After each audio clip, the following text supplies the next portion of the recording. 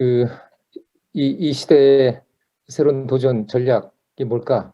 뭐 시간이 이렇게 길지는 않고 해서, 뭐, 긴 말씀은 못 드리지만, 뭐 제가 들을 수 있는 얘기도 이렇게 뭐, 긴 얘기는 아닙니다. 몇 가지 요점 중심으로만 말씀을 드리려고 하는데, 아까 잠깐 제가 다 듣지 못하고, 이제 몇 분의 얘기를 들으면서 지금 이 디지털 시대에 여러 가지 이제 문제점도 있고 가능성도 보여지고 그러는데, 그 제레미 리프킨이라는 학자가 오래전에 쓴 책에 그렇게 돼 있었어요. ICT 시작하기 전에 컴퓨터 어, 정보화가 되면 아마 더 바빠질 거다.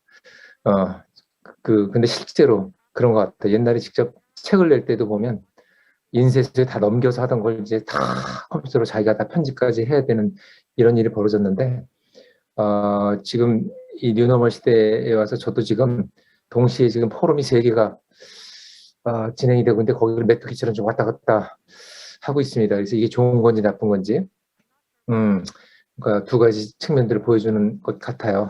그래서 가능성도 있고 보이고 또 어두운 면도 보인다. 그런 말씀 다 아시는 얘기일 겁니다. 그리고 또 이미 뭐 2년 동안 너무나 많은 뭐 언론에서 뭐 많은 전문가들이 또 우리가 일상에서 많은 얘기를 해왔기 때문에 이 시대가 지금 굉장히 혼란스러운 거 잘 알고 있고 가능성도 다 느끼고 있고 문제점도 다 직면하고 계셨던 거고 하죠. 그래서 어떻게 보면 뻔한 얘기일 수도 있겠지만 우리가 코로나 이전과 코로나 이후 또는 코로나 상황에서의 어떤 이제 차이점들, 우리의 대응의 차이점들 뭘로 봐야 될까? 뭐 디테일하게는 여러 가지가 가능하겠지만 우리 뉴 노멀 시대라고 하지만 이제 제가 그냥 뉴 앱노멀 시대일 수도 있다라고 얘기하는 건 말씀드리고 싶은데 그건 그러니까 뭐랄까요?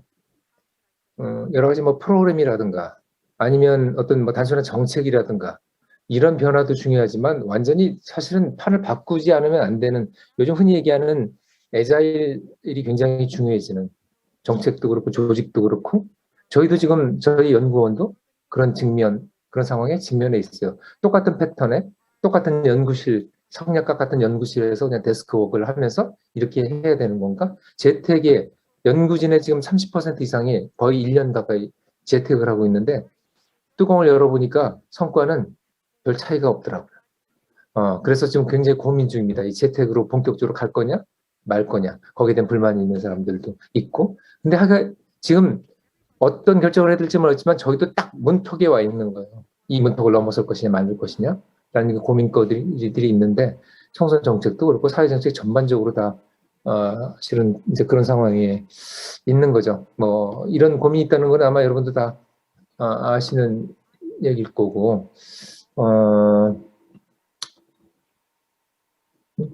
그 다음에 이제 그 청소년 아마 이제 활동을 중심으로 이제 말씀을 해주시라고 그래서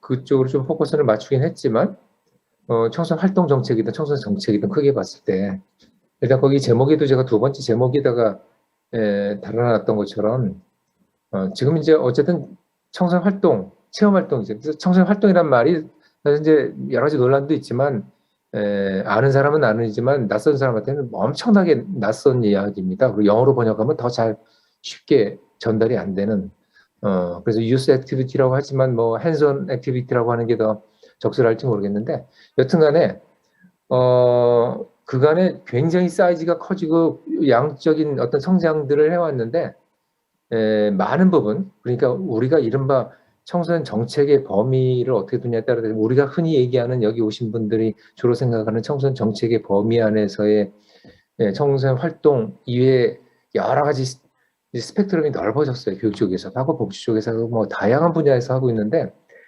사이즈가 커지면서 질적으로 고양된 이런 서비스들도 많지만 일단 뭐 제가 가끔씩 외주화라는 표현을 쓰는데 부수화라는 표현을 쓰는데 이제 부수에 갇혀 있는 그러니까 어떻게 보면 학교 교육을 넘어서기 위해서 뭔가 우리가 해왔던 건데 학교 교육을 닮아가고 있는지도 모르겠다. 그럼 부수화라고 뭐 표현을 좀 해보고 싶고요. 그다음에 아웃소싱이 굉장히 많다. 하는 거죠. 이 얘기를 하는 거는 그러니까 부스와 아웃소싱이 너무 치중될 때는 사실 질적으로 성장하기는 쉽지는 않다라는 이제 말씀을 드리기 위해서 이제 하는 거고, 그 이제 청소 활동 관련해서 아까 좀 뭐 애매한 개념이라고 말씀을 드렸는데, 개념도 그렇지만 이거를 사실 저희도 여러 이제 연구도 많이 하고 뭐 학교에서도 많이 하고 그러는데, 청소년 활동이 뭐지? 부터 시작해서 활동은 어떤 효과가 있는 거지? 라고 연구는 무지무지 많아요. 그래서 보통은 사전 사후로 해요. 어떤 경우는 사전도 안 하고 하는 거죠. 그래서 이만큼 이런 지표가 이 정도 성장했다 하는 건데, 제가 이제 원고에도 썼지만 실은 그 성장은 사전 사후 이런 것들은 아주 단기의 경험들이에요. 장기로는 어떻게 성장하지? 라고 하는 측면에 있어서는 사실은 굉장히 과학적으로 증명하기는 어렵다라고 하는. 그래서 뭐 굉장히 오래된 분이긴 하지만 존 두이가 많이 언급하잖아요. 러닝 바이 도잉 얘기하면서. 근데 존 두이도 이 경험 학습이라는 게 되게 손에 잡히기 힘든 컨셉이다. 그런데 분명히 말하고 싶은 거는 뭐냐면, 모든 체험이 모든 경험 학습이 다 좋은 건 아니다. 질적으로 좋은 게 있는가 하면 그렇지 않은 것. 그래서 거기서 두 가지를 크게 얘기하거든요. 질적으로 좋은 거라는 건 여러 가지 방식이 있겠지만 일단은 지속성이 있어야 된다는 거하고 그다음에 상호작용이 있어야 된다라고 하는 이런 이야기입니다.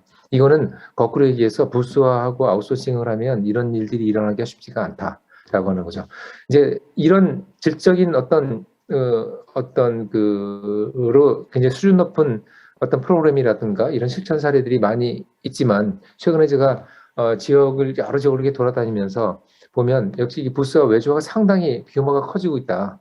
그리고 또 하나는 뭐냐면, 그게 그 성과가 좋아야 아이들이 성장하지만, 뒤에서 말씀드리고 좀 말씀을 드리면, 전문가들, 즉 우리가 얘기하는 식으로는 청소년 지도자, 교사, 사회복지사, 이런 분들의 성장이 담보되지 않으면 아이들의 성장도 없다 하는 얘기인데, 그 성장이 어디서 담보되느냐, 그 얘기를 제가 이제 SC 경우를 들어서 이제 말씀을 드렸는데, 이 학교하고 청소년 현장하고만 코어를 해야 되는 건 아니지만, 이 두 영역의 코어도 사실은 지금은 빈번한 횟수가 상당히 많아졌지만 아주 유기적으로 협력하는 사례들은 그렇게 많이 보지는 못했어요.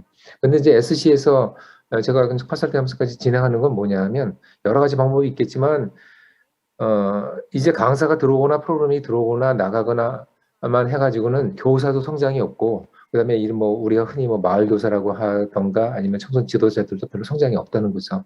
그래서 같이 뭔가 코업을 해야 되는데, SC 산업이 뭐냐면 SC의 중고등학교, 그 지역에 있는 중고등학교 선생님들하고 마을에 있는 지역 전문가들하고 같이 커리큘럼을 만드는 거예요.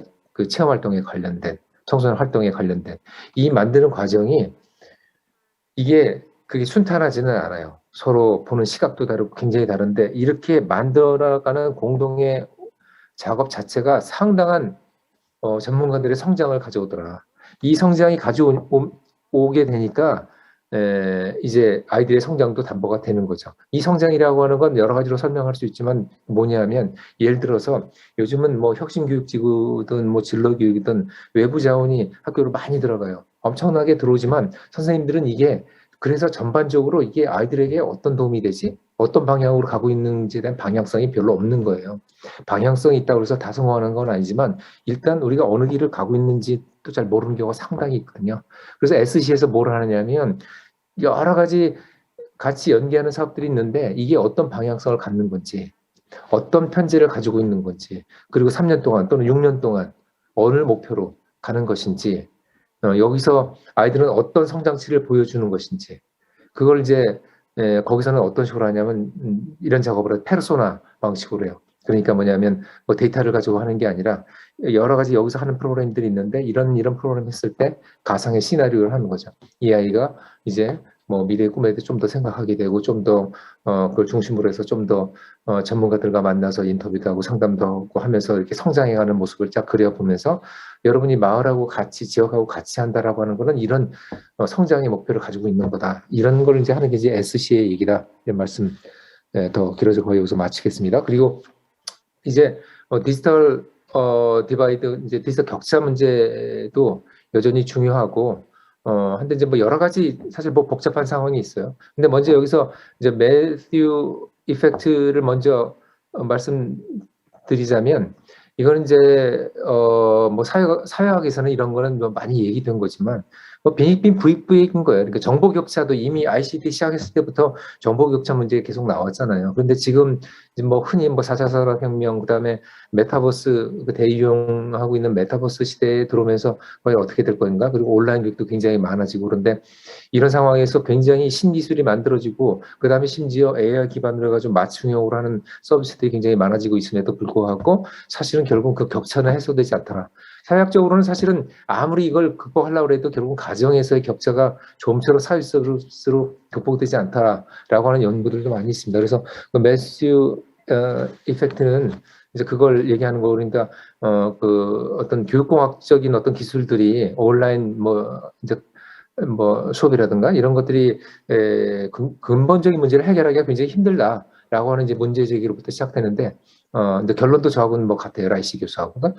뭐 그런 게 있다라고 하는 거고. 그런 반면에 제가 이제 민츠 얘기를 하는 거는 뭐 민츠 효과라는 말을 쓰진 않아요. 제가 뭐 지은 건데, 민츠라는 소년 이제 여고생이 온라인 수업하면서 이제 자기는 굉장히 이게 좋다라는 얘기를 이제 뉴욕 그 타임스 칼럼에 실었거든요. 좋은 이유는 뭐냐면 일상 학교에서는 방해꾼이 너무 많다는 거예요. 선생님도 너무 성의가 없고 선생님하고 내가 같이 소통하는 시간도 너무 없는데 온라인 수업을 하니까 훨씬 더 많이 소통을 하더라 하는 이런 얘기를 한 거고, 한데 모든 민치는 아닐 거라는 거죠. 그래서 제가 어딘가도 살짝 썼지만, 민치가 있는가 하면 민치를 괴롭히던 친구들도 있을 거란 말이죠. 이 친구들은 그럼 제대로 적응을 하고 있을까?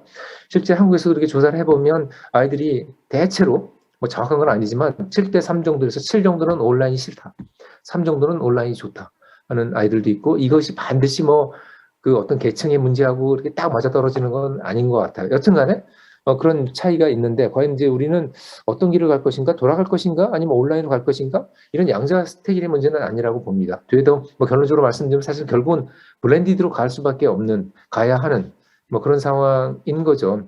라이시 교수가 썼던 표현이 굉장히 재밌어서 제가 그 첫 번째 그 워딩으로는 이제 putting rockets on butterfly wings라고 써놨는데, 그러니까 나비 날개에다가 로켓 달아주는 꼴이다 현재. 그러니까 뭐냐면 완전하지 못한, 그러니까 그 테크놀로지로 이 교육의 문제를 다 풀 수 없다는 얘기를 사실 한 거예요. 그러니까 온라인 교육, 뭐 무크도 있고, 뭐 에덱스도 있고, 코세라도 있고, 유다시티 있고, 또 뭐 유튜브 엄청나게 많잖아요. 우리 K무크 시작했고, 위대한 수업, 굉장히 좋은 수업 많고, 그 다음에 최근에 엄청난 뭐 르이드라고 하나요? 르이드 튜터라는 영어 프로그램 있잖아요. 그 뭐죠? 그 토익 프로그램.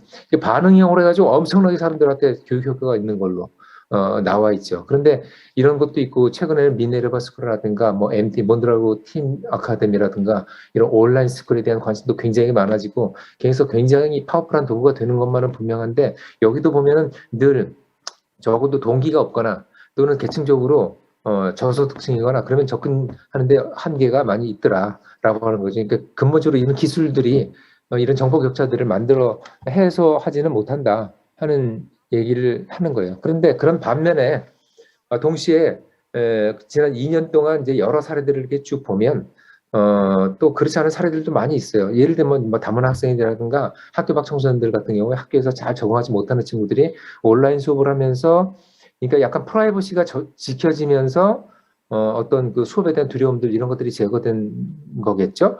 그래서 이제 부정적인 어떤 또 소극적인 이런 것들이 없어진 사례들. 그러나 모든 대상들이 그렇게 그런 경험을 한 건 아니죠. 더 문제를 많이 겪었긴 했겠지만 그런 케이스들이 있더라라고 하는 거고, 그 다음에 이게 굉장히 확장일 수밖에 없는 게, 그래서 이제 지역이라고 하는 문제도 이제 지역의 벽이, 보더라인이, 경계선이 완전히 무너진 거 아니겠습니까?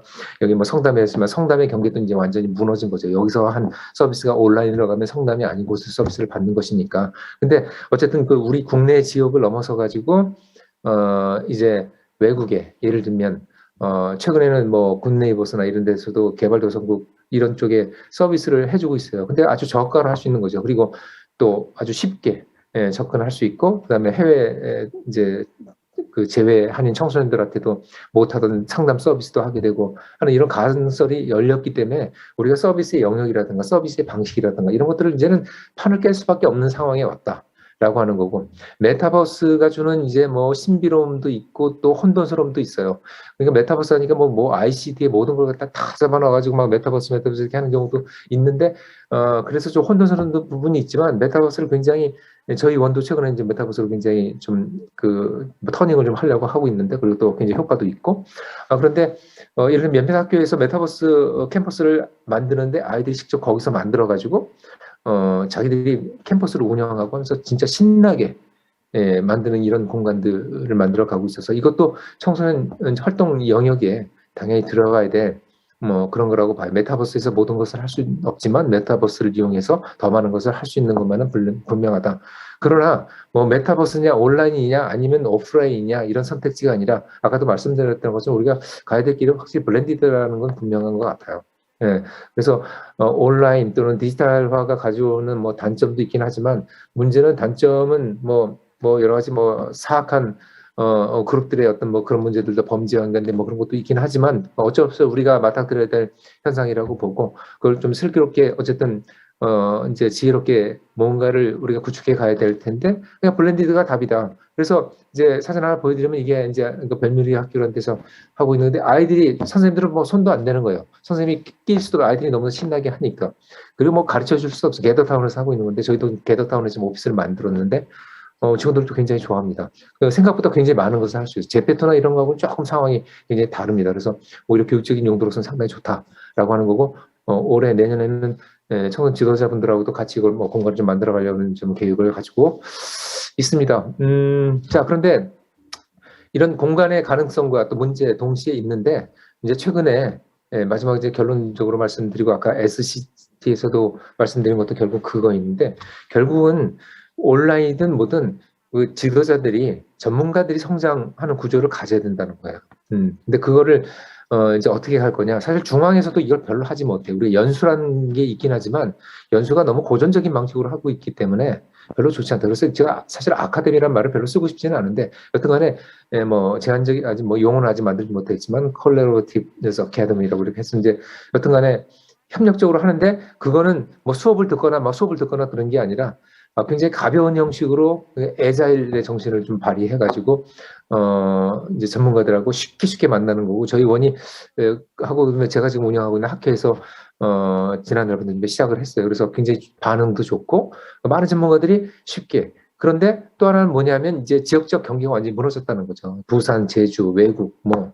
계속 언제든지 쉽게 짧게 만날 수 있다. 그래서 이런 네트워크들을 만들어내는 것, 그래서 SCT에서 보여주는 그런 가능성들도 한 7, 8개월을 계속 컨설팅하고 만났는데, 처음에 딱 만나고 거의 만나지 못했어요. 근데 온라인상으로 만나보니까 만남의 횟수도 많아지고, 그러다 보니까 좀 더 어떤 그 양질의 성과를 낼 수도 있었다. 라고 하는 것. 그리고 이제 반드시 거기에는 우리가 그 스펙을 넓혀야 돼. 지역적인 스펙도 넓혀야 되지만, 청소년 지도자는 지도자끼리 만나면 성장이 제한이 된다. 교사하고도 반드시 만나야 되고, 사회복지사, 지역의 기업인 뭐 다양한 사람들하고 같이 만나서 성장의 네트워크를 만들어야 된다. 라는 말씀으로 마치겠습니다. 죄송합니다. 너무 막 그냥 서둘러서 온 것 같습니다. Thank you for listening, everybody. 네. 김현철 원장님, 너무 감사합니다. 아마 현재 청소년 정책에 대해, 혼돈에 대해 좀 많이 이야기를 해주시고, 그 청소년 활동의 효과성을 가질 수 있으려면 지속성과 상호작용이 필요하다라는 부분을 이야기를 해주시는 부분입니다. 그리고 포스트 코로나 시대에 변화하는 디지털 문화를 청소년 지도자들과 청소년들이 어떻게 수용해야 하는지 다시 한번 생각해 봐야 하는 주제 발표였던 것 같습니다. 다음은 그 패널 토론으로 부천 여성청소년재단 박성숙 대표님이 청소년 정책이 코로나 시대에 마주하는 것들에 대해 이야기를 해주시겠습니다. 네. 안녕하세요. 부천 여성청소년재단 네. 박성숙 대표입니다. 교수님, 박사님 얘기 잘 들었고요. 현장은 그야말로 지금 거의 혼돈에 빠져 있습니다. 지난 2년간 코로나 상황을 맞으면서 이 온라인과 오프라인에 대해서 우리가 해볼 수 있는 것이 어디까지인가에 대한 고생은 많이 한 반면에 정말 이것이 지금 우리가 제대로 된 길을 가고 있는지에 대한 고민들이 정말 많았고요. 저는 박사님 얘기들을 들으면서 몇 가지 우리가 앞으로도 현장과 함께 계속 고민해야 될 주제들이 있다고 생각을 했습니다. 먼저는 사실은 아까 지금 이 경계선의 시대 혹은 패러다임의 전환 이런 얘기를 해주셨는데 코로나 팬데믹이 저희 현장에서 더 어려운 것은 뭐냐면 4차 산업혁명 시대 혹은 메타버스를 중심으로 하는 기술혁명과 함께 들어오면서 이것이 앞으로 아이들에게 삶의 방향에 어떤 영향을 미칠 것인가 하는 점이 정말 어렵습니다. 그러니까 코로나 하나만 봤어도 안 되고 지금의 그 패러다임의 전환 시대에 코로나라는 상황이 그러니까 그 격리와 온라인이라는 것들이 지금의 시대를 어떻게 변화시킬 것이며 아이들의 삶에 어떤 영향을 줄 것인가 하는 것들이 저는 조금 더 깊이 있고 구체적으로 논의가 좀 되어서야 할 문제다라고 생각을 하고 있습니다. 그래서 4차 산업혁명 시대의 기술 환경 혹은 그 생활 환경의 변화에 코로나는 어떤 영향을 주고 있는가를 조금 더 디테일하게 논의하다 보면 포스트 코로나에 대한 상이 조금은 더 구체적으로 잡히지 않겠는가 하는 고민들을 하고 있다라는 얘기를 드리고 싶고요. 두 번째로는 이 4차 산업혁명이라는 기술적 배경과 코로나라는 것들이 우리 지역사회 혹은 청소년 센터, 청소년 지도자들에게만 영향을 미치는 것이 아니라 학교와 가정 전반의 삶에 영향을 미치고 있는 시기라는 겁니다. 사실은 학교와 우리 지역사회 청소년 센터가 다 함께 맞이한 도전과 위기의 시대라고 생각을 하고 있습니다. 박사님께서 지역사회 청소년 활동의 역할에 대한 좀 더 명료한 발전 또 그러기 위한 지역사회 여러 자원들과의 협업 필요성 이런 것들을 말씀해 주셨는데요. 청소년 센터가 지역사회 안에서 해야 될 역할에 대해서는 제도 교육이 포스트 코로나 시대에 어떠한 역할을 할 것인가와 함께 논의되지 않고는 좀 부분적이다라는 느낌을 가지고 있습니다. 그래서 학교라는 공간 혹은 청소년 센터라는 공간의 문제, 교사 혹은 청소년 지도사라는 역할, 그 지도자들의 역할 문제, 교육 콘텐츠 혹은 청소년 활동 커리큘럼이라는 것에 대한 문제들을 조금 더 융복합적으로 사고해야만 청소년 활동 혹은 청소년 포스트 코로나 시대의 청소년 정책에 대한 논의가 조금 더 종합적으로 되지 않겠는가라는 고민을 하고 있습니다. 세 번째 마지막으로는 빨리 해달라 그래서 제가 얘기들을 자꾸만 축약을 하고 있는데요. 사실 민처 효과에 대한 박사님의 의견이 저는 좀 많이 걱정이 됐습니다. 어떤 얘기냐면 민처 효과, 지금 코로나 시기에 온라인 수업이 친구들로부터 여러 가지 방해 없이 자기의 학업 성과를 올리는데 더 효과적이라고 바라보는 청소년이라면 어떤 환경에서도 굉장히 성과적인 청소년일 것이다 라는 생각이고요.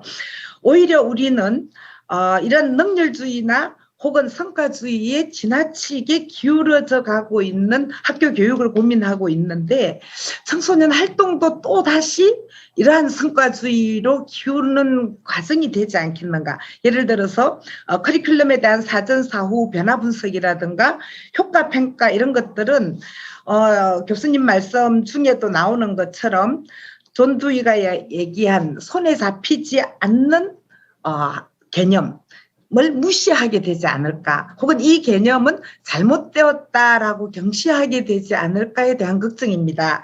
저희 지역사회 안에서는 아이들이 가지는 친구관계 혹은 아이들이 노는 신체 활동 또 10대라는 즐거움 10대들이 가져야 되는 행복감 이런 것들이 청소년 센터에서 무시되지 말아야 된다. 그래서 구조화된 커리큘럼이 중요하지 않다는 것은 아니지만 청소년들의 개별적인 다양성과 10대로서의 당연한 즐거움에 대한 것들도 우리의 역할이고 책임해야 된다라는 생각을 하고 있고요. 여러 가지 컴피턴시에 대한 얘기라든가 청소년들의 발달에 대한 이야기들을 하고 있지만 과업 중심, 목표 중심보다는 지금의 10대들 혹은 그 능률주의에 저항할 수 있는 청소년 활동의 거점으로서 지역사회 청소년 센터에 대한 고민들을 하고 있습니다. 그러한 필요성 혹은 우리가 반드시 니네들은 무엇을 지금 청소년들에게 주고 있느냐라는 것에 대한 질문에 직접적인 우리의 성과 중심, 목표 중심의 어떤 제시보다는 지금의 청소년들에게 놀이가 얼마나 중요한지, 10대들에게 안전한 활동 공간 혹은 친구들과의 만남, 지도자들과의 이야기 과정 자체가 얼마나 중요한지를 좀 더 설득력 있게 얘기하기 위한 노력, 이것도 함께 되어졌으면 하는 생각입니다. 또 그런 것들을 어필할 수 있는 연구들을 지역과 학계가 함께 했으면 하는 바람을 전하면서 제 얘기를 마치겠습니다. 네, 박성숙 대표님 너무 감사합니다. 아마 대표님의 이야기를 들으니까 그동안 청소년들이 많은 측정 가능한 결과에 매몰되어 가는 상황에 대한 부분들이 좀 많이 나타났던 것 같습니다. 그래서 이러한 상황에서 청소년 센터의 다양한 활동을 통해 청소년들에게 즐거움과 편안함을 제공하는 기능을 확대해야 되는 부분들을 한번 이야기를 해주신 것 같습니다. 네, 지금까지 한국의 이야기를 잠깐 정책에 대한 부분들을 좀 많이 이야기를 들어봤는데요. 그러면은 외국의 포스트 코로나 시대 청소년 정책 과제와 전략에 대해 카운실 유럽의 콘스탄티노스 스테르지오님의 이야기를 들어보겠습니다.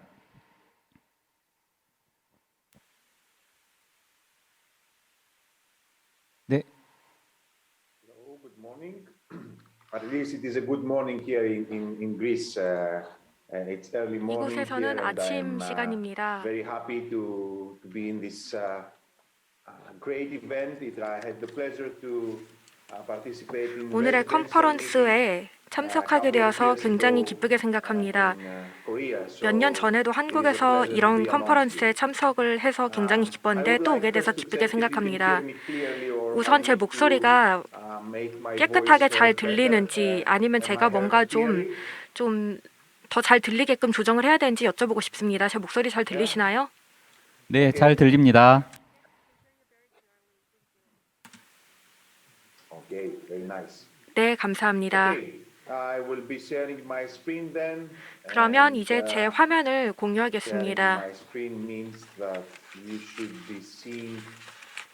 I'm disabled sharing at the moment, so I would like you to authorize me to share my screen. 제가 제 화면을 공유할 수 있게 권한을 주셨으면 좋겠는데요.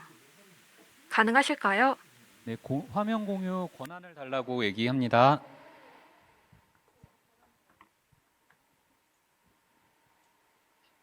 Please.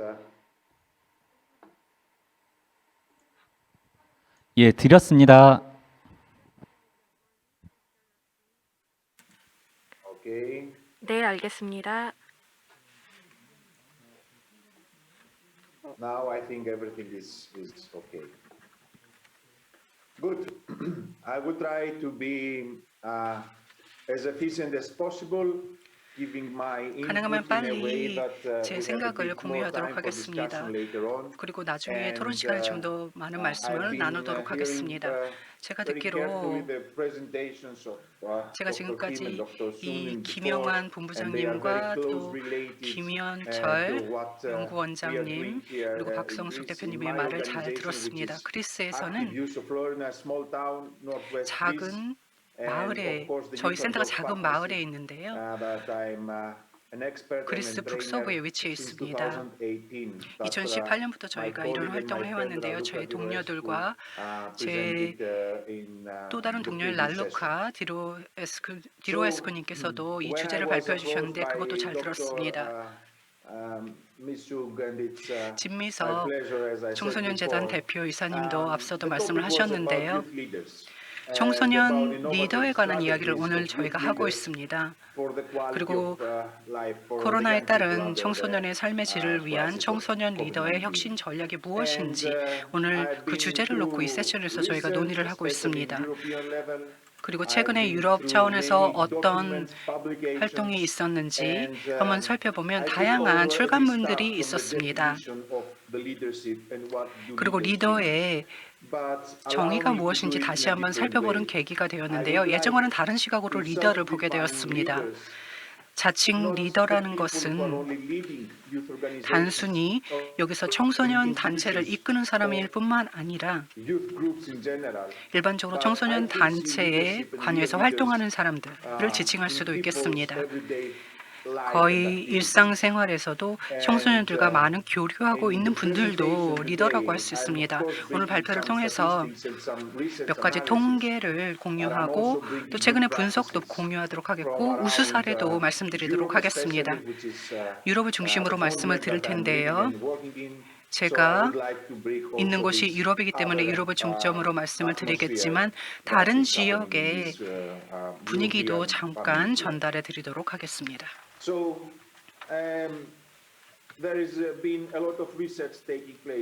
지금까지 많은 연구가 있었습니다. 이런 연구들이 상당히 흥미롭게 다가왔는데요. 특히 코로나가 청소년들에게 미치는 영향 면에서 그렇습니다. OECD라든지 많은 기관 등에서 2020년에 이런 연구를 실시했습니다. 지금 화면에서 보시는 것처럼 예를 들자면 이런 설문조사가 있었는데요. 청소년들이 어떤 걱정거리가 있는지, 코로나 위기로 인해서 어떤 우려사항이 생겼는지를 설문조사해봤습니다. 이 설문조사에 참여한 응답자들의 응답을 보면요. 정신건강과 웰빙이 가장 크게 걱정하는 부분이었습니다. 화면에서 보시는 것처럼 OECD의 회원국들과 OECD 회원국이 아는 국가들 사이에 이 점에 있어서는 큰 차이가 없습니다. 유럽의 남부는 청소년 고용률이 저희 그리스도 마찬가지지만요. 30% 이상입니다. 그래서 그 높은 청소년 실업률 문제가, 청년 실업률 문제가 아주 큰 걱정으로 다가오고 있는데요. 코로나 위기는 교육에도 영향을 미치고 있습니다. 응답자의 50%가 이미 미래 교육에 대한 걱정이 된다고 말했습니다. 김현철 박사님께서도 앞에 유익한 발표를 해주셨지만요. 제가 발표에서 본 한 문구가 기억에 남습니다. 학교에서보다 왜 원격 교육에서 더 많은 것을 배우고 있는가? 아주 중요한 질문이 되겠습니다. 우리 모두가 함께 고찰해 봐야 할 문제인데요. 공식 교육, 비공식 교육에 있어서도 마찬가지입니다. 그리고 사회적인 활동, 그리고 친구 관계, 개인의 자유 제한, 신뢰할 수 있는 정보에 대한 접근성, 그리고 가짜 뉴스, 이런 부분에도 코로나 위기는 영향을 미치고 있고 이런 식으로 사람들의 일상생활에 록다운 시기에는 이런 영향이 더 컸습니다. 하우징, 즉 주택 부분이라든지 신체 건강에도 많은 영향을 미쳤습니다. 이렇게 우리가 논의할 수 있는 문제들이 코로나로 인해서 많이 나타났습니다. 그리고 코로나로 인한 이런 영향이 많은 데이터를 통해서도 명확히 드러나고 있습니다. 오늘 제 발표에서 부정적인 영향에 대해서도 말씀을 드리고 싶은데요. 저는 그런 부정적인 영향도 이제 많이 들었지만 청소년들이 코로나 대응에 있어서 선도적인 역할을 하고 있다는 말씀도 드리고 싶습니다. 코로나 위기가 시작될 때부터 청소년들은 단순히 방관자에 지나지는 않았습니다. 오히려 최일선에서 나서서 이 팬데믹의 영향에 대응하는 주체로 떠올랐습니다. 이렇게 청소년들은 지역사회에서 대응을 이끌고 있는 주체로 등장을 했습니다. 전 세계에서 이런 현상을 볼 수가 있었습니다. 자, 그렇다면 예를 통해서 청소년들이, 특히 청소년 리더들이 어떻게 포용적이고 회복력 있는 사회의 촉매제 역할을 하고 있는지를 살펴보겠습니다. 이런 모든 어려움에도 불구하고 청소년 활동은 팬데믹 동안 청소년을 지원을 했습니다. 네트워크 구축을 통해서, 특히 연구 네트워크를 통해서 저희가 알게 된 점들을 보면요. 청소년 활동이, 그리고 청소년 단체들이 청소년들과 청년들을 이 팬데믹 시기 동안 얼마나 지원을 해왔는지를 볼 수가 있었습니다. 2020년 6월에 제3차 유럽 청소년 활동 대회가 열렸는데요. 이때 실시된 설문조사를 보면요. 74%의 응답자들이, 여기서 응답자는 청소년들을 말합니다. 74%가 다른 청소년들 그리고 청년들과 청소년 활동을 통해서 소통할 수 있었다고 응답을 했습니다. 이런 어려움에도 불구하고, 어려운 상황에도 불구하고 청소년 활동은 청소년들과 교류를 확대할 수 있었고 청소년들이 다른 이들과 소통할 수 있도록 도와주었습니다. 청소년 활동은 전반적인 상황을 극복하는 데 도움이 됐다. 이런 질문에 74%가 그렇다고 응답을 했습니다. 그리고 가짜 뉴스를 가려내는데 청소년 활동이 도움이 됐다라는 질문에도 많은 분들이 그렇다고 응답을 해주셨습니다.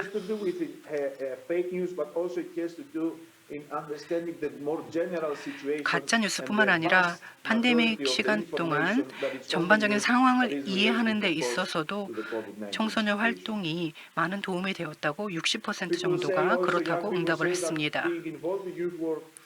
청소년 활동에 참여함으로써 이 현재 상황을 좀 더 진지하게 논의할 수 있게 되었다. 그리고 좀 더 성숙하게 대처할 수 있게 되었다라고 많은 분들이 또 응답을 해주셨습니다. 제 개인적으로 가장 마지막 카테고리가 중요한데요. 청소년 활동이 나에게 뭔가 의미 있는 할 거리를 주었다라고 질문을 던졌을 때 74%가 그렇다고 답변을 했습니다. 이 메시지는 아주 진지하게 받아들여져야 합니다. 이런 청소년 활동이 유럽의 청소년들에게 긍정적인 영향을 미칠 수 있다는 것을 볼 수 있고 문화적인 학습을 통해서 이런 청소년 활동이 이루어지고 있고 함께 놀고 함께 교류하고 활동하고 이런 것들을 볼 수 있기 때문입니다. 이렇게 청소년들이 아주 의미 있고 생산적인 활동을 팬데믹 시기 동안에도 청소년 활동을 통해서 할 수 있었던 것입니다. 이런 긍정적이고 유망한 미래를 저희가 한눈에 볼 수가 있었습니다. 청소년 활동을 통해서 청소년들은 미래가 기대되기 시작했다, 뭔가 고대할 수 있는 것이 생겼다라고 응답을 하기도 했습니다. 락다운이 힘들기는 하지만 집에 고립되어 있는 상황이기는 하지만 청소년 활동은 지금 그래프에서도 보시다시피 이 응답자들의 다수가 이 청소년 활동이 자신들이 뭔가 기대할 만한 거리를 던져주었다라고 응답을 했습니다. 그래서 확실하게 알 수 있는 것은 어려움에도 불구하고 청소년 활동은 예전에도 그렇고 지금도 그렇고 청소년들의 일상생활에 아주 중요한 역할을 하고 있습니다. 팬데믹 시기 동안 그리고 팬데믹 이후 포스트 팬데믹 기간에도 그럴 것입니다. 자, 그렇다면 어떻게 청소년 단체들과 청소년 단체들이 사회적 회복력에 도움이 되고 있는지를 살펴봐야 할 텐데요. 저희가 이런 분위기를 만들어냈습니다. 이 도전 과제를 극복하고 이 도전 과제를 오히려 기회로 삼기 위한 이제 시간이 다가왔습니다.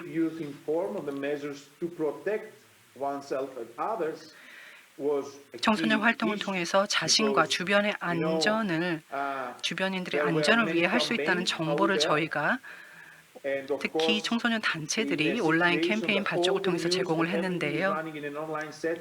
현재 많은 청소년들이 온라인을 통해서 정보를 얻고 있습니다. 그래서 이런 청소년 단체들 중 절반 이상이 저희가 조사한 바에 따르면 디지털과 온라인 툴을 사용을 해서 청소년들에게 실질적인 조언을 해주고 있었습니다. 청소년들이 좀 더 대비를 하고 다른 위험한 정보를 사전에 식별할 수 있도록 조언을 제공해주고 있습니다.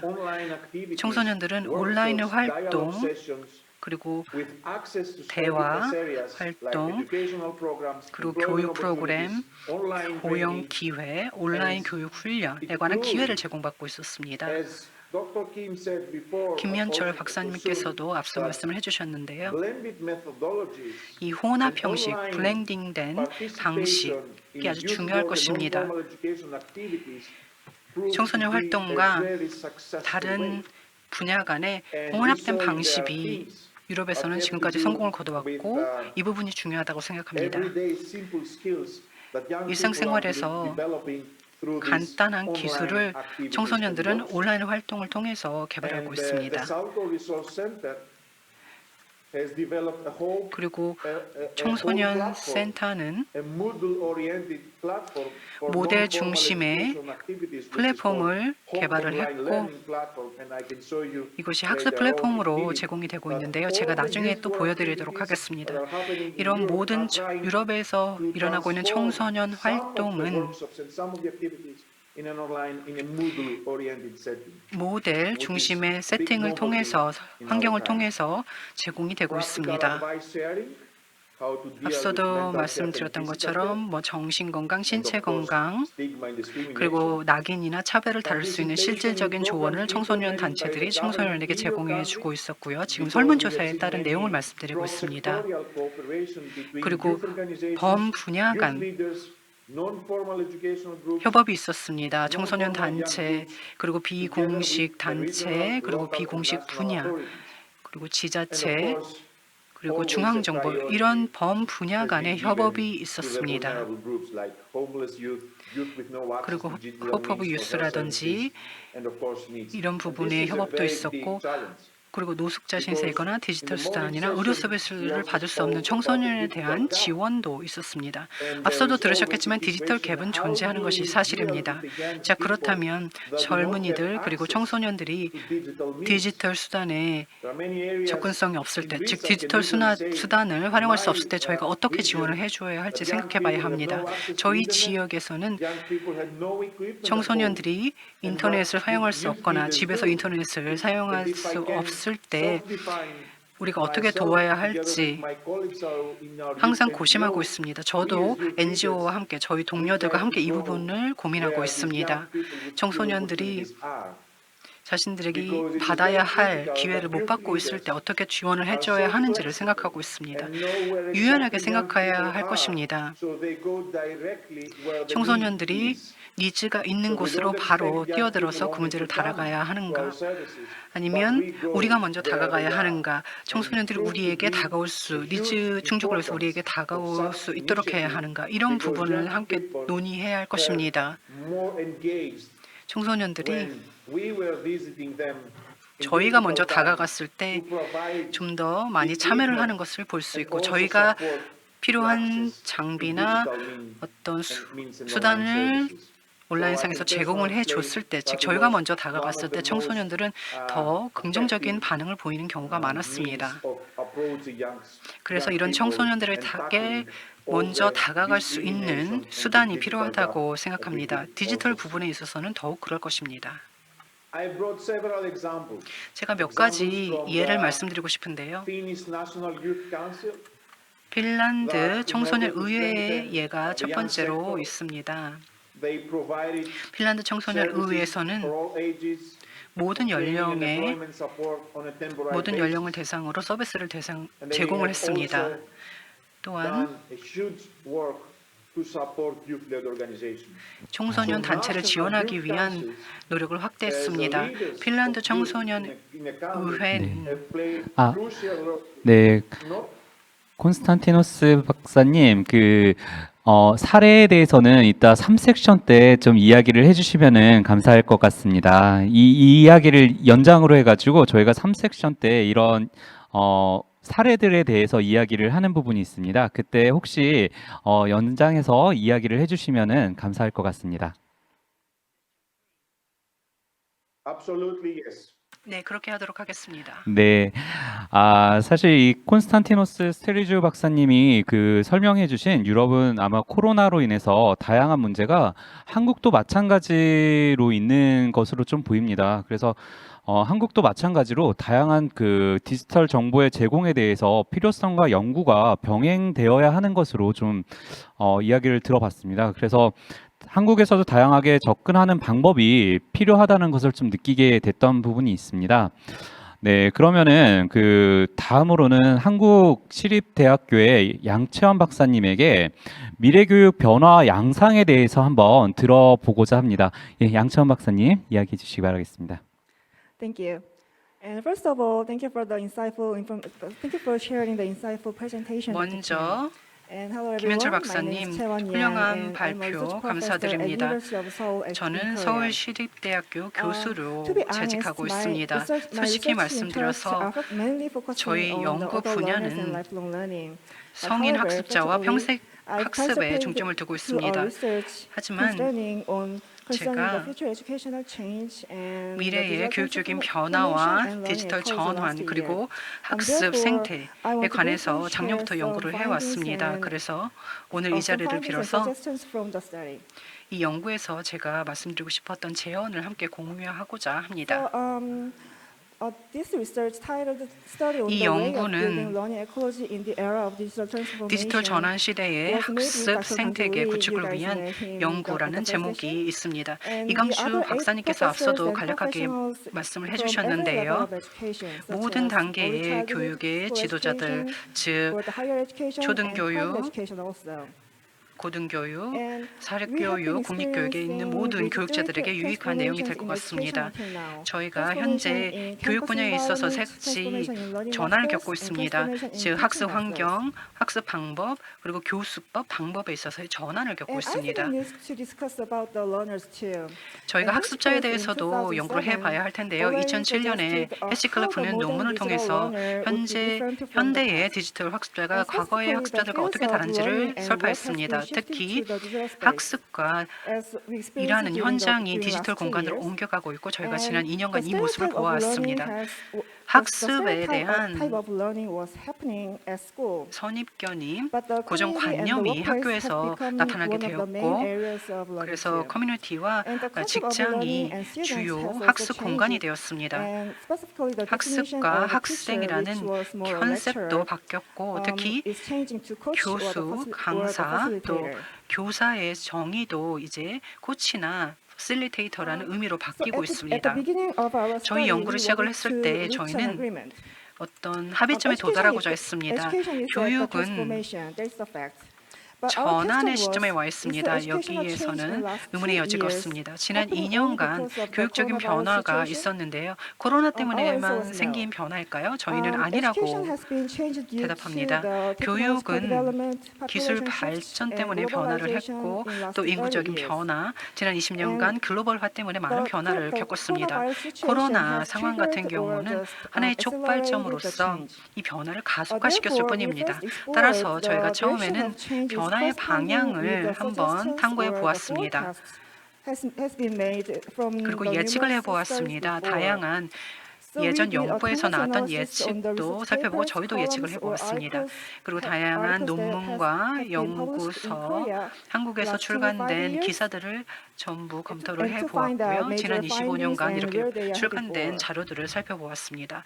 그리고 이를 바탕으로 저희가 어느 방향으로 나아가고 있는지를 살펴보았습니다. 제가 발표 자료를 영어로, 이 그래프를 영어로 번역을 못했는데요. 양해 부탁드립니다. 지금 Y축을 보면 교사의 역할을 보여주고 있는데요. X축은 좀 더 이 그래프에서 중요성을 가지고 있습니다. 다시 말해서 교육 경험과 통합된 교육이 다각화되고 있다는 의미를 갖고 있기 때문입니다. 지금 보시는 것처럼 대부분의 미래 교육은 좀 더 다각화된 교육 경험이라는 방향으로 나갈 것입니다. 왼쪽으로 가고 있는 것이죠. 다양한 교육 자료를 퍼실리테이터들이 제공할 수 있게 되기 때문입니다. 이 두 번째 그래프를 보시면요. 러닝과 즉 학습과 학습 가버넌스에서 변화가 생기는 것을 보실 수 있습니다. Y축은 교육에 있어서 중앙화된 점, 그리고 탈중앙화된 가버넌스를 보여주고 있고요. X축은 다양한 공간에서 그리고 학교에서의 교육에서 즉 전통적인 학습이 일어나는 공간을 보여주고 있습니다. 보시는 것처럼 처음에는 전통적인 교실을 중심으로 학습이 이루어졌다면 이제는 왼쪽으로 옮겨가고 있죠. 다양한 공간에서 학습이 이루어지고 있습니다. 세 번째 그래프는요. 교육의 평가와 사교육화의 변화가 일어나고 있다는 것을 보여줍니다. Y축은 누가 교육 정책과 트렌드를 결정하는지를 보여주고요. X축은 평가를 하는 타이밍을 보여주고 있습니다. 학습 과정에서 평가를 해야 하는 것일까요? 학습자가 얼마나 배웠는지 평가를 어떻게 할 수 있을까요? 이 그래프를 통해서 학습이라는 것은 진행 중인 과정이라고 볼 수가 있고요. 많은 학자분들께서 여전히 정부 주도의 학습에 많은 중점을 두고 있는 것이 한국에서는 사실입니다. 이 그래프는 아주 흥미로운데요. 그런데 이런 그래프들은 그 자체로만 어떤 의미 있는 결과물을 보여주는 것은 아닙니다. 지난 25년간 한국에서 교육 분야에 특히 사회 분야에 많은 변화가 있었고요. 이런 그래프를 통해서 그 부분을 확인할 수 있었습니다. 이런 변화에 따라서 저희 많은 연구원들 분들께서 연구를 실시해 왔는데요. 따라서 저희 연구에서는 생태계를 구축해서 교육 생태계를 구축을 해서 학습자들이 다른 사람들과 다른 학생들과 함께 공존할 수 있도록 하는 부분을 살펴보았습니다. 저희 생태학 개념은 공존 그리고 공동 진화라고 정의될 수 있습니다. 자연의 생태계에서 아이디어를 따왔고요. 그리고 푸드 체인 즉 식품 체인과 같은 그런 컨셉을 따왔습니다. 지금 화면에서 보시는 바와 같습니다. 특히 한국의 경우에는 학습 생태가 좀 더 적극적인 교류를 다양한 학습자들 사이에 독려를 해야 할 필요가 있다고 생각합니다. 이런 점에서 학습 생태계는 사람들과 또 공간을 다각화하는 점에 있어서 의미를 가질 수 있을 것입니다. 학습자들은 다양한 환경에서 서로 상호 교류할 수 있습니다. 이를 통해서 학습 기회를 서로 주고받을 수가 있는데요. 여기에는 가족과의 상호 교류, 동료와의 상호 교류, 커뮤니티, 그리고 다른 물리적 디지털 공간이라는 좀 더 확대된 사회에서의 상호 교류를 포함할 수 있습니다. 디지털 학습 생태는 학습 환경을 연장시키는 데 의미가 있습니다. 이것이 저의 마지막 슬라이드입니다. 제가 세 가지 정도 제안을 하고 싶은데요.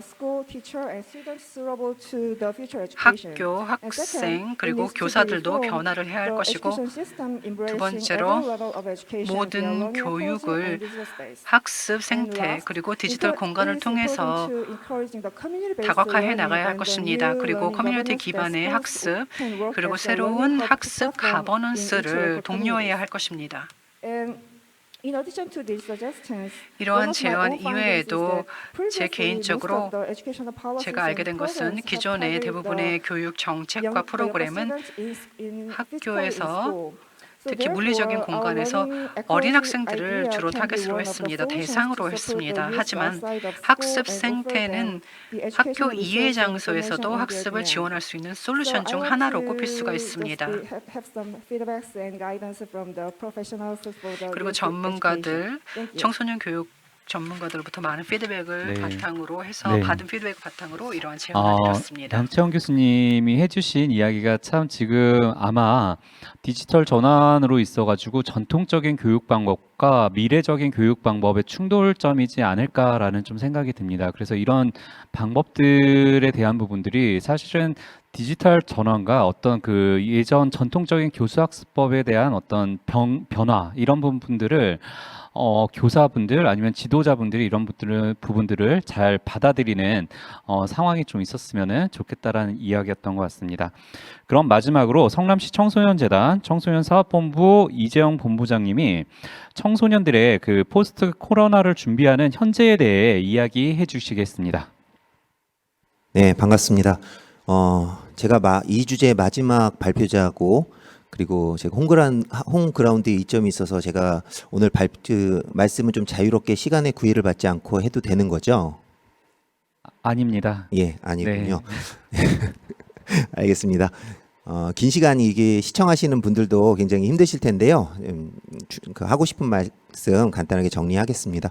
오늘 김현철 원장님과 세 분의 말씀 잘 들었고요. 그 말씀을 들으면서 지속성과 상호작용을 어떻게 고려해서 프로그램을 설계할 수 있을까? 그리고 그러니까 성과를 어떻게 증거를 남길 수 있을까? 이런 고민들이 좀 되는 시간이면서도 말씀을 현장 입장에서 듣기에는 사실은 좀 불편한 말씀이었어요. 그 부스화라든지 파편화, 외주화 이런 부분들은 현장 입장에서는 썩 좋은 듣기에 좋은 말씀은 아닌데 그럼에도 불구하고 피해갈 수 없는 우리가 고민해야 되는 부분이어서 그 부분 저희가 계속 고민해야 되는 부분인 것 같다라는 말씀 드리면서 우리 지금 코로나 시기에 우리 성남의 상황은 어떤지 그리고 우리가 염려하고 고민했던 부분들이 어떤 부분인지 같이 사례를 중심으로 말씀드리는 시간 갖도록 하겠습니다. 저희 성남시 청소년재단은 6개의 청소년 수련관과 2개의 문화의 집 그리고 상담복지센터와 성남형 교육지원당 등 10개의 기관이 있는 제법 큰 기초지자체의 청소년 재단이고 사업수가 500가지가 되고 연간 400억 정도의 예산을 투입하는 기관이라고 보시면 될 것 같고요. 그런 과정 속에서 굉장히 인프라도 그러니까 안정적으로 운영이 되고 있고 인력 자원이나 재정도 굉장히 든든하게 운영이 되고 있습니다. 그럼에도 불구하고 지난 2년간 코로나 시기에는 저희들도 바른 대처 그리고 빠른 대응이 좀 어려웠던 부분이 있었는데요. 좀 2년을 좀 나누어서 좀 보면 2020년 상반기에는 사업이나 강좌 활동들이 굉장히 악순환이 계속 지속됐다고 보여져요. 사업이나 강좌가 연기되고 다시 중단 그리고 전환하고 다시 또 연기가 되는 이런 악순환이 지속됐었는데 한 6개월 기간의 그런 어려움 속에서 터득한 부분들이 이제 온라인으로 저희들이 활동들을 진행해 보자 해서 줌이나 리모트 미팅 등의 화상 회의 플랫폼을 통해서 그리고 유튜브를 통해서 사업들이 다양하게 전개가 됐습니다. 자치기구나 동아리 활동 그리고 어울림마당 행사 그리고 학교 연계된 사업까지 저희들이 다양하게 진행할 수 있었고요. 2021년에는 저희가 메타버스라는 플랫폼을 활용해서 새로운 활동들을 만들어 나가는 시도들이 있었습니다.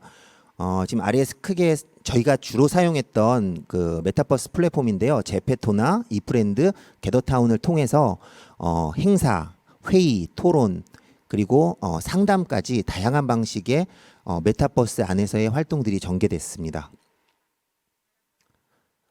그런 사례들을 좀 말씀드리면 기본적으로 토론이나 회의 구조인 직원 워크샵이나 기관장 간담회 그리고 공감의 시간, 업무 협약 등이 메타버스 안에서 저희들이 진행이 되었고 성남의 판교 그리고 경기도의 하남의 지역에 있는 방과후 아카데미 친구들이 메타버스 플랫폼 상에서 연합 운동회를 진행하는가 하면 조금 더 먼 지역이죠. 성남과 인천에 있는 수련관이 랜선에서 부캐올림픽으로 OX 퀴즈라든지 캐릭터 이어달리기라든지 그런 온라인상의 활동들을 활발하게 전개했던 사례가 있습니다.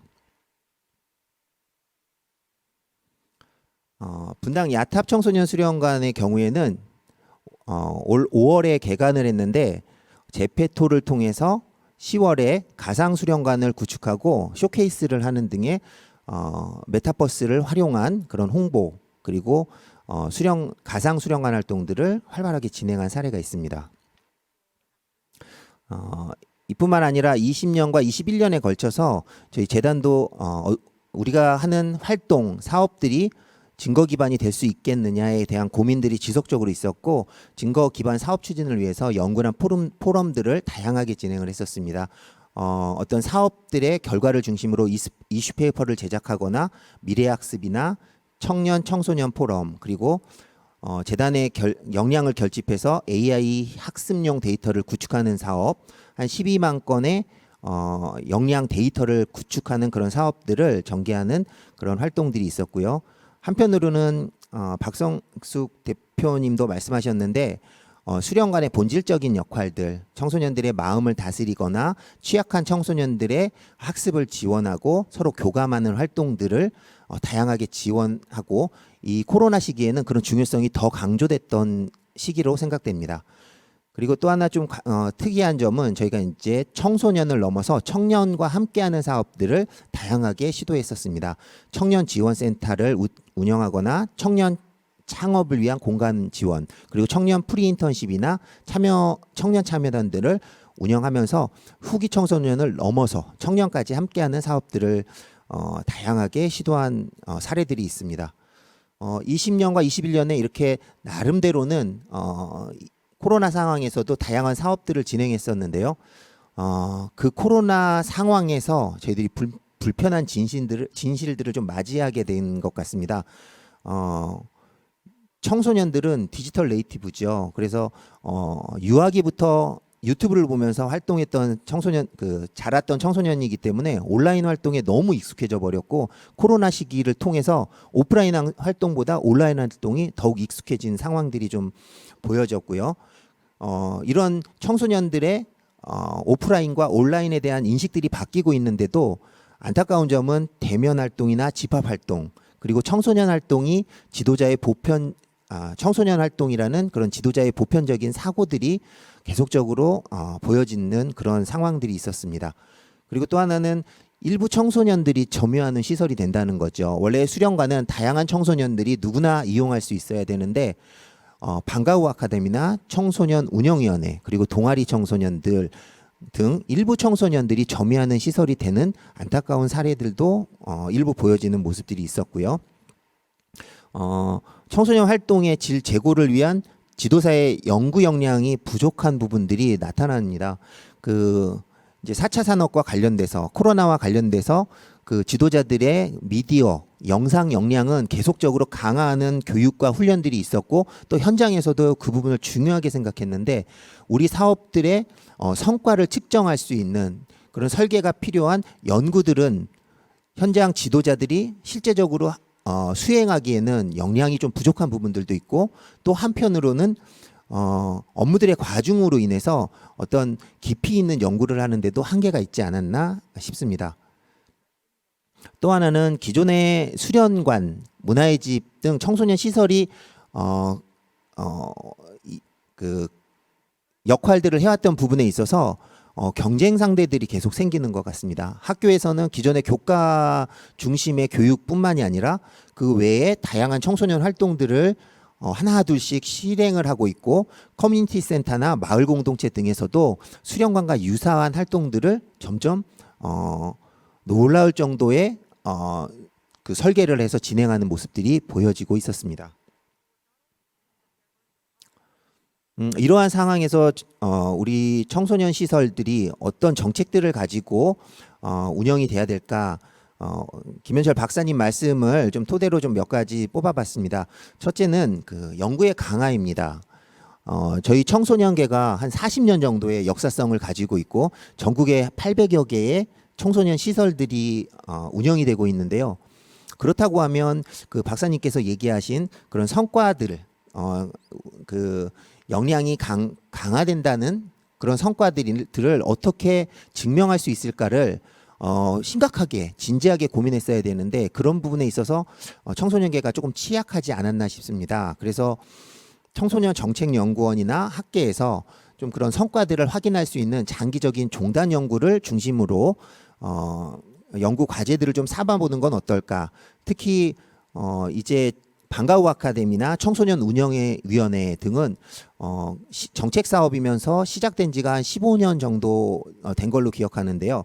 이런 정책 사업으로 긴 호흡을 갖고 가는 사업들이라면 그런 종단 연구를 통해서 어떤 성과가 있는지를 직접 확인해 보는 것도 좋지 않을까 하는 생각이 들고 최근 10년간의 변화를 보면 청소년계에 지역 단위의 청소년 재단이 많이 생겨났습니다. 한 20여 개 정도가 설립이 된 걸로 알고 있는데요. 이러한 청소년 재단이나 청소년 단체에서는 그런 어떤 지역 특성 그리고 단체의 특성 전략에 맞는 그 단위 사업들에 대한 연구들을 다양하게 시도하고 연구원과 함께 협업하고 그런 성과물들을 잘 갈무리할 수 있는 그런 노력들이 필요하지 않을까 생각이 되고요. 두 번째로는 초연결과 융합에 대한 이야기를 하고 싶은데요.